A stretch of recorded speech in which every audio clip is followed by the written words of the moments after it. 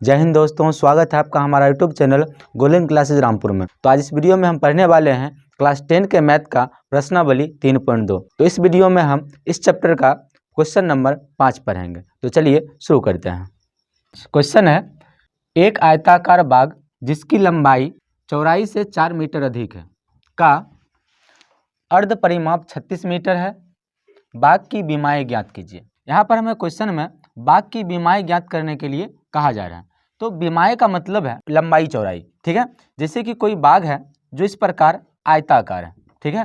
तो इस बाग की लंबाई और चौड़ाई ये दोनों हमें ज्ञात करना है, ठीक है, जो कि दी हुई नहीं है। तो आपको पता होगा कि जब भी इस प्रकार के क्वेश्चन कोई होता है, ठीक, उसमें इस चीज़ का मान दिया हुआ ना हो तो उसे हम x और y के रूप में मान लेते हैं, ठीक है। तो यहाँ पर हम क्या करेंगे, इस बाग की लंबाई और चौड़ाई इस दोनों को x और y के रूप में मान लेंगे, ठीक है। लिखेंगे, माना कि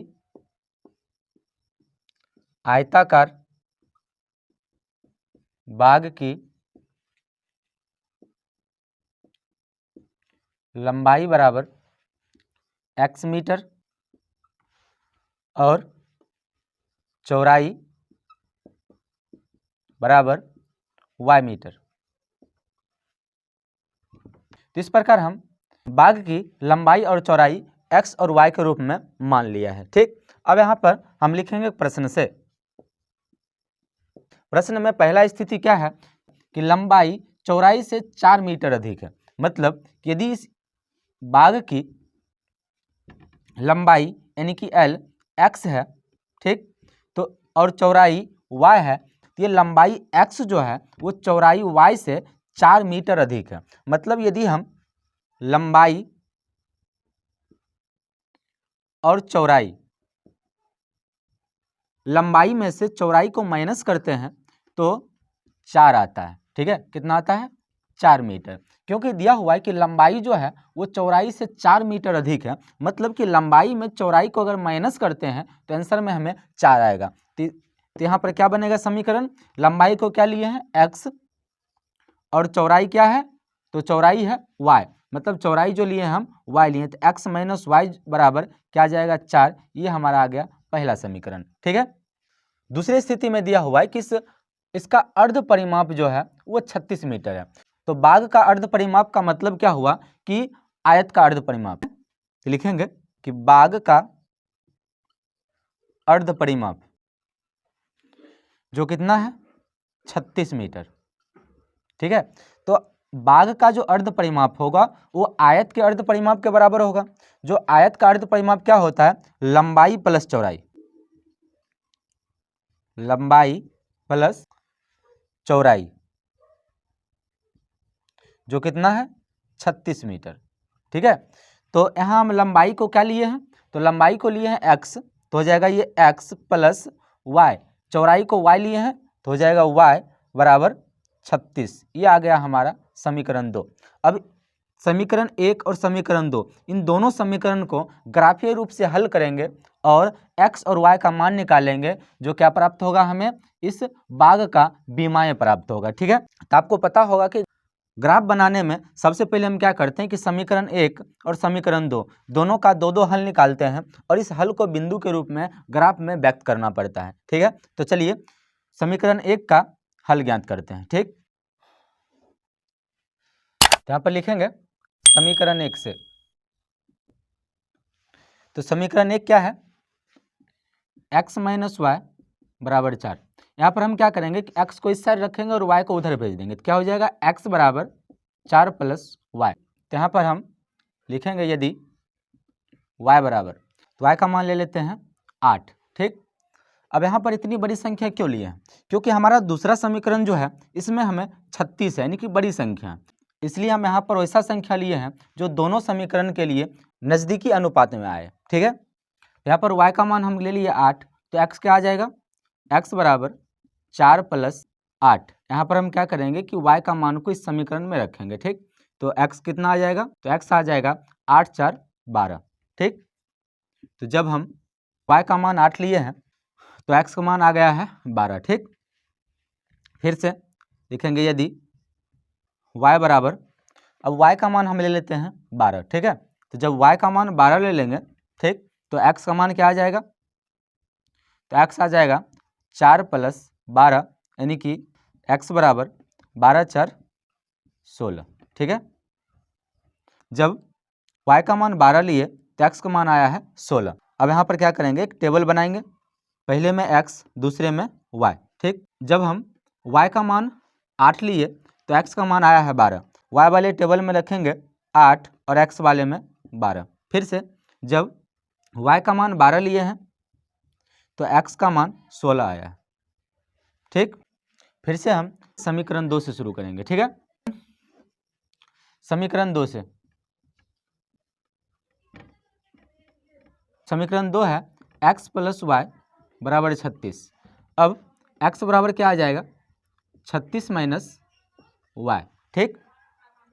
अब यहाँ से y का मान अपने मन से कुछ भी रखेंगे और x का मान सॉल्व करने पर निकलेगा। क्या लिखेंगे यहाँ पर, यदि y बराबर, तो y का मान ले लेते हैं यहाँ पर 20, ठीक।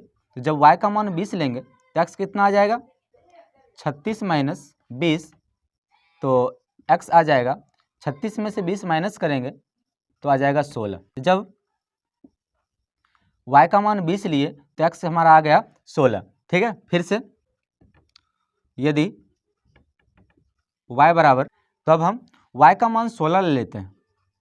जब y का मान 16 लेंगे तो x कितना आ जाएगा, तो x आ जाएगा 36 - 16, ठीक। तो x हमारा आ जाएगा, तो 36 में से 16 को माइनस करेंगे तो आ जाएगा ये 20, ठीक है।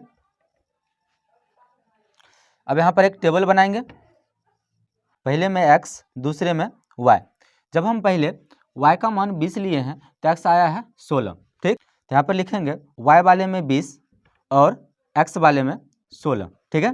फिर से जब y का मान 16 लिए हैं तो x का मान आया है 20, तो y वाले में लिखेंगे 16 और x वाले में 20, ठीक है। अब हम क्या करेंगे, इस दोनों हल को ग्राफ में व्यक्त करेंगे, ठीक। इस प्रकार आप भी अपने ग्राफ कॉपी में ग्राफ को खींच सकते हैं, ठीक। अब हम क्या करेंगे कि समीकरण 1 का जो हल है इसे हम बिंदु के रूप में लिखकर और इस ग्राफ में व्यक्त करेंगे। तो इस हल का बिंदु क्या हो जाएगा, तो पहला बिंदु होगा 12,8, पहले हम x का मान लिखते हैं फिर y का मान, ठीक। दूसरा बिंदु हो जाएगा 16,12, ठीक। तो इस बिंदु को हम क्या करेंगे, इस ग्राफ में व्यक्त करेंगे। तो यहाँ पर हमें पहला बिंदु जो है 12,8, तो x अक्ष पर 12 और y अक्ष पर 8 को ढूंढेंगे। तो x अक्ष पर जो है 12 इस प्रकार है यहाँ पर, ठीक, और y अक्ष पर 8 यहाँ पर है। तो ये दोनों कहाँ पर क्रॉस करेगा, तो ये दोनों इस प्रकार यहाँ पर क्रॉस करेगा, ठीक। दूसरा बिंदु 16 और 12, तो x पर हम 16 लेंगे और y पर 12, तो ये दोनों बिंदु इस प्रकार यहाँ पर क्रॉस करेगा, ठीक।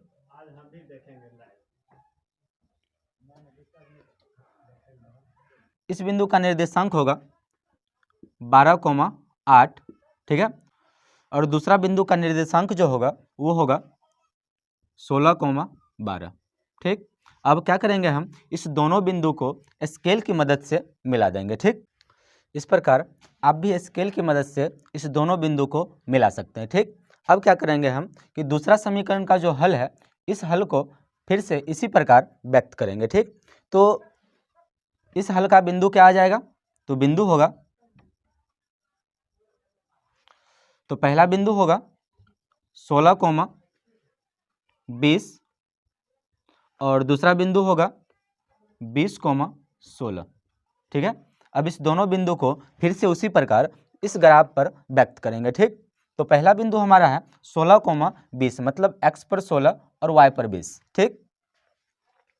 तो x अक्ष पर 16 यहाँ पर है और y अक्ष पर 20 यहाँ आ जाएगा, ठीक है। तो यहाँ पर ये आगे बढ़ेगा और इस जगह पर ये इस प्रकार यहाँ पर यह हमारा बिंदु बन रहा है 16,20, तो यहाँ पर इसे लिख देंगे, इसका निर्देशांक 16,20, ठीक है। दूसरा बिंदु हमारा है 20,16, मतलब x पर हमें 20 लेना है और y पर 16 लेना है, ठीक है। तो x पर 20 और y पर 16, तो ये आ जाएगा, ये इधर आगे 16 आगे बढ़ेगा, फिर ये फिर इसी प्रकार आगे बढ़ेगा, तो ये हमारा इस जगह क्रॉस हो रहा है, ठीक। तो ये बिंदु आ जाएगा हमारा 20,16, ठीक है। तो इस दोनों बिंदु को हम क्या करेंगे, स्केल की मदद से फिर से उसी प्रकार मिला देंगे, ठीक। तो इस प्रकार हम इस दोनों बिंदु को स्केल की मदद से मिला दिए हैं। अब इसका हल क्या होगा, तो हमने क्या पढ़ा था इससे पहले कि जब कभी ग्राफ का दोनों रेखाएं जिस बिंदु पर प्रतिच्छेद करती है एक दूसरे को, वह बिंदु हमारा हल होता है। तो ये दोनों रेखाएं एक दूसरे को 20,16 पर प्रतिच्छेद कर रही है, ठीक है। तो ये जो होगा इस समीकरण युग्म का हल होगा। यहाँ पर लिख लेते हैं, इसलिए हल बराबर, तो हल हमारा आ जाएगा 20,16, ठीक है। तो मतलब x का मान हमारा 20 आ रहा है और y का मान 16 आ रहा है, तो क्या लिखेंगे कि x बराबर 20 और y बराबर 16। समीकरण में लंबाई को x लिए थे और चौड़ाई को y लिए थे, ठीक। तो क्या लिखेंगे हम, अतः बाग की बीमाएं, इसमें लंबाई कितना आ जाएगा, तो लंबाई को जो हम x माने थे तो 20, तो आज लंबाई आ जाएगा हमारा 20 मीटर, और चौड़ाई आ जाएगा, चौड़ाई को y माने थे, जो y का मान 16 है, तो चौड़ाई हमारा आ जाएगा 16 मीटर। तो इस प्रकार आ गया हमारा आंसर, ठीक है। यदि आपको यह वीडियो पसंद आया तो वीडियो को लाइक करें और हमारे चैनल पर नए हैं तो चैनल को सब्सक्राइब करें। Thank you for watching.